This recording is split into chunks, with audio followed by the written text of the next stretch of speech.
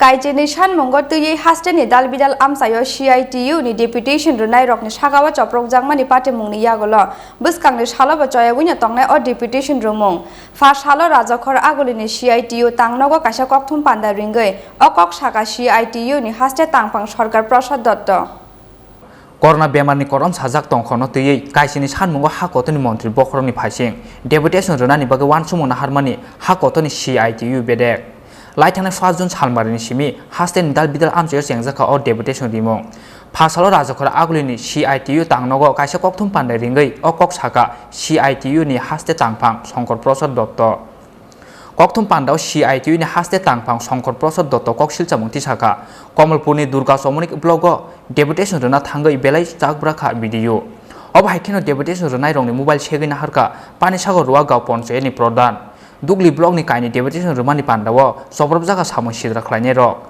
tabo suk jora 84 nogor panchayat amsayo rajaka deputation buskangni salabo soyawini tongnai borongni o deputation rumong hnai যে ত্রিপুরা রাজ্যে এই সময়টাতে আমাদের এখানে করোনা কারফিউ ঘোষণা হয়েছে এর ফলে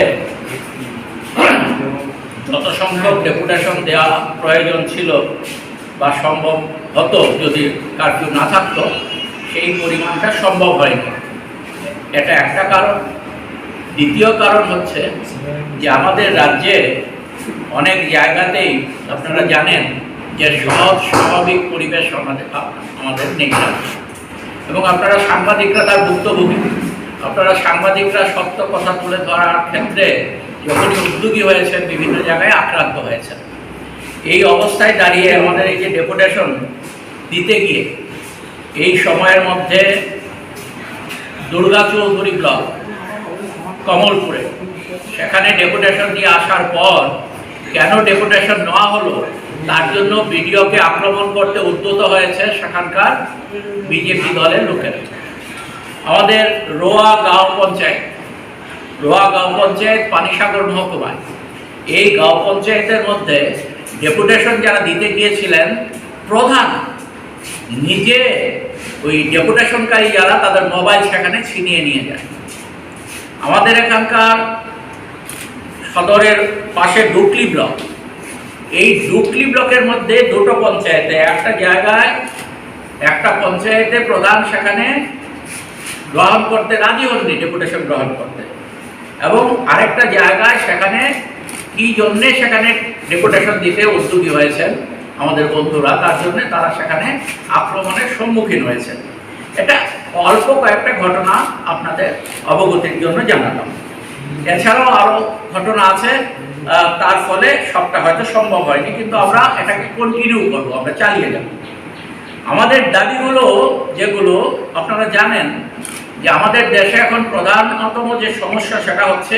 কোভিড জনিত সমস্যা এই কোভিড যে অতিমারি এই অতিমারিকে মোকাবেলা করার প্রশ্নে আমাদের দেশের সরকার যে ভূমিকা গ্রহণ করা দরকার ছিল সেই ভূমিকা তারা গ্রহণ করেছে আমাদের দেশে 2020 সালের জানুয়ারি মাস থেকে এই কোভিড সেখানে কেস সেখানে পাওয়া যায় এবং তারপর আমরা লক্ষ্য করি যে আমাদের দেশের সরকার এটাকে মোকাবেলার প্রশ্নে যে ভূমিকা নেওয়া দরকার তা তারা করেনি পৃথিবীর বিভিন্ন দেশে আমরা দেখেছি রেড ব্রিটেন তারা 2020 সালের মে মাসে ভ্যাকসিনের জন্য তারা অর্ডার প্লেস করেন জুলাই মাসে জাপান এবং মার্কিন যুক্তরাষ্ট্র তারা ভ্যাকসিনের জন্য অর্ডার প্লেস করেন আগস্ট মাসে ইউরোপিয়ান ইউনিয়ন এবং ব্রাজিল তারা ভ্যাকসিনের জন্য অর্ডার প্লেস করেন এবং সেপ্টেম্বর মাসে সেখানে পৃথিবীর একটা গুরুত্বপূর্ণ দেশ সেখানে তারা ভ্যাকসিনের অর্ডার একের পর এক যখন দিতে থাকেন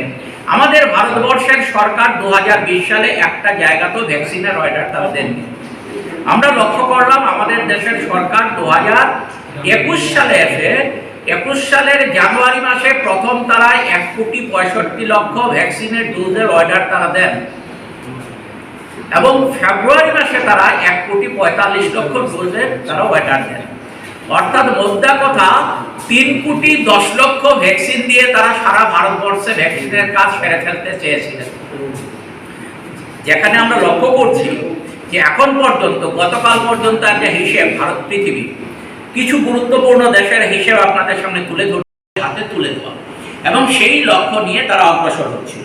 তার জন্য আমাদের ভারতবর্ষের সব জায়গা থেকে আওয়াজ উঠেছিল যে ভ্যাকসিনটাকে সার্বজনীন করো।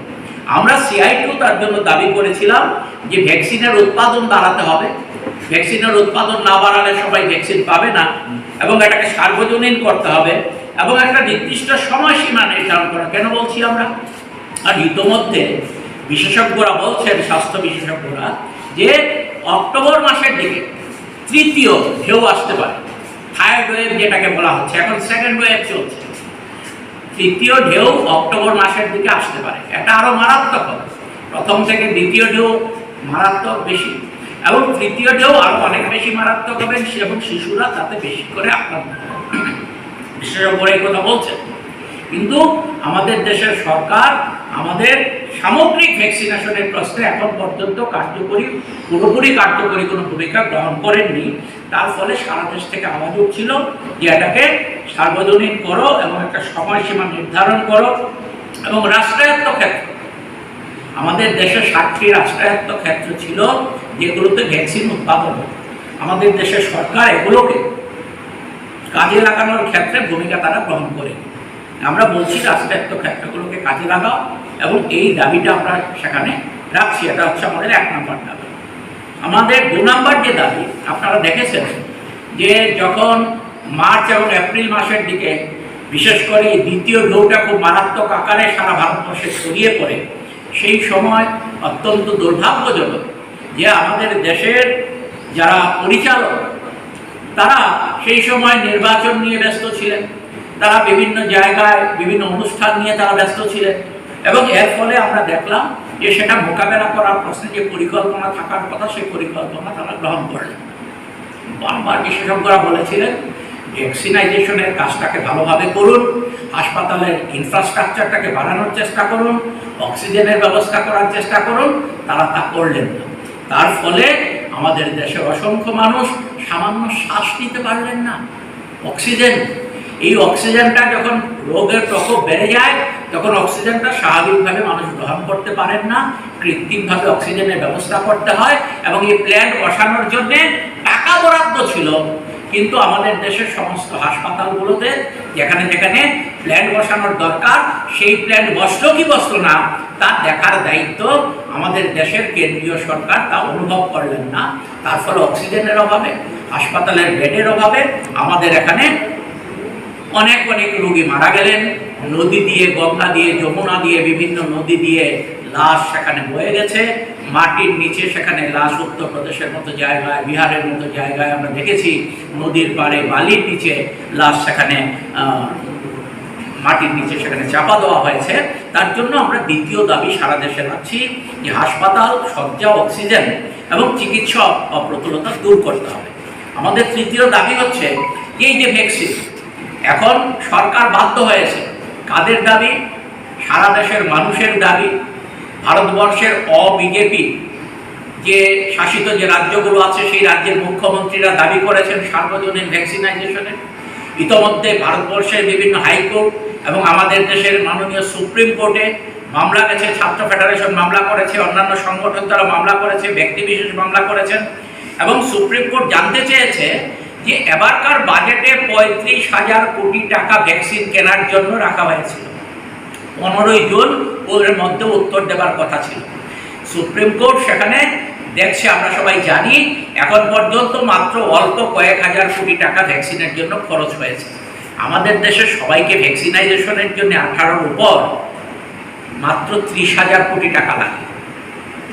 মাত্র 30,000 কোটি টাকা হলে 200 কোটি ভ্যাকসিন ক্রয় করা যায়, ভারত সরকার ক্রয় করতে পারে। আমাদের বাজেটে কিন্তু 35,000 কোটি টাকা বরাদ্দ আছে। এই জায়গায় দাঁড়িয়ে আমরা সেখানে দাবি করছি যে এই মোদী সরকারের ঘোষণাটাই শেষ কথা নয়। এই দেখেছেন আপনারা 25% কিন্তু বেসরকারি হাতে দিয়ে দেওয়া হবে। আমাদের দেশে 9টা বড় বড় হাসপাতাল গ্রুপ যেগুলো আছে, এই 9টা বড় বড় হাসপাতাল গ্রুপের হাতে ভ্যাকসিন চলে যাবে। তারা বেশি পয়সায় ভ্যাকসিন কিনবেন, বেশি পয়সায় কিনে সেখানে মানুষকে বাধ্য করবেন, কারণ সরকারি স্তরে ভ্যাকসিন কখন কোথায় পাওয়া যাবে তার নিশ্চয়তা থাকছে না। তার জন্য বেশি পয়সায় 25% ভ্যাকসিন তারা মানুষ ব্যবহার করতে বাধ্য হবেন। তার জন্যে এই জনবিরোধী যে নীতি নিয়েছে মোদী সরকার, তার বিরোধিতা আমরা সেখানে করেছি মেমোরেন্ডামে। 23টা পঞ্চায়েত ডেপুটেশন দিতে পেরেছি। রাজ্যের 164টি ভিলেজ কাউন্সিল এডিসি এলাকায় এবং পাশাপাশি এডিসি এলাকায় জোনাল এবং সাব জোনাল এই সবটা মিলিয়ে 164টি জায়গায় আমরা প্রতিনিধিমূলক ডেপুটেশন সেখানে দিয়েছি। আমাদের রাজ্যের যতগুলো নগর পঞ্চায়েত আছে, মিউনিসিপ্যাল কাউন্সিল আছে এবং আগরতলা মিউনিসিপ্যাল কর্পোরেশনের ওয়ার্ড আছে, এই জায়গাগুলোতে আমরা 83টি জায়গায় ডেপুটেশন দিয়েছি। 83টি নগর এলাকার মধ্যে আমরা ডেপুটেশন দিয়েছি।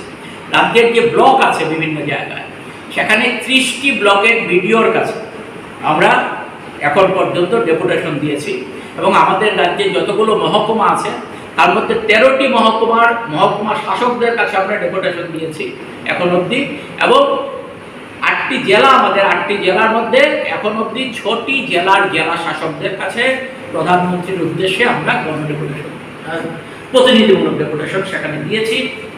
আমরা এটাকে কন্টিনিউ করব। আগামী দিনেও আমাদের এই গণডেপুটেশনের কাজ থাকবে, প্রতিনিধিত্বমূলক ডেপুটেশনের কাজ থাকবে এবং তার পাশাপাশি আমরা আমাদের ত্রিপুরা রাজ্যে এই সময়ের যে গুরুতর সমস্যাগুলো, সেই সমস্যাগুলো এই ডেপুটেশনের মধ্য দিয়ে আমরা তুলে ধরছি একদিকে প্রধানমন্ত্রীর কাছে, যেগুলো ভারত সরকার সমাধান করতে পারে সেগুলো প্রধানমন্ত্রীর উদ্দেশ্যে আমরা দিচ্ছি, আর আমাদের ত্রিপুরা রাজ্যের যে সমস্যা সেগুলো সমাধানের প্রশ্ন আমরা একইভাবে এই ডেপুটেশনগুলোতে আমরা কথাবার্তা, সেখানে আলোচনা সংগঠিত করছি। এবং এই বিষয়গুলো আপনাদের মাধ্যমে আগামী দিনে যাতে আরও ব্যাপকভাবে আমরা মানুষের কাছে বিষয়গুলো পৌঁছে দিতে পারি এবং প্রধানমন্ত্রীর টনক যাতে না থাকে, শুধু একটা সিদ্ধান্তের মধ্য দিয়েই যাতে থেমে না থাকেন মানুষের চাপে। এটা আমরা মনে করি যে আমাদের ভারতবর্ষের মানুষের একটা জয় হয়েছে, ফর দ্য টাইম নেই, কিছু সময়ের জন্য জয়। আমাদের চাপে বাধ্য হয়ে আজকে মানুষকে টিকা দেওয়ার ঘোষণা করেছে, যদিও তার মধ্যে অনেক দুর্বলতা আছে। তাহলে এই জায়গাটায় আগামী দিনে খাদ্যের প্রশ্ন, কাজের প্রশ্ন, নগদ অর্থের প্রদানের প্রশ্ন, এই সমস্ত বিষয়গুলো যাতে পূরণ হয়, তার জন্যে আমরা যেমন একদিকে শ্রমজীবী মানুষের দাবিগুলো প্রধানমন্ত্রীর নজরে নিয়ে যাচ্ছি, সারা দেশের মানুষের নজরে নিয়ে যাচ্ছি, আপনাদের মাধ্যমে আমরা বিষয়গুলো রাজখরা আগলিনি সিমি প্রণবনি ককথুম চিনি খরাং।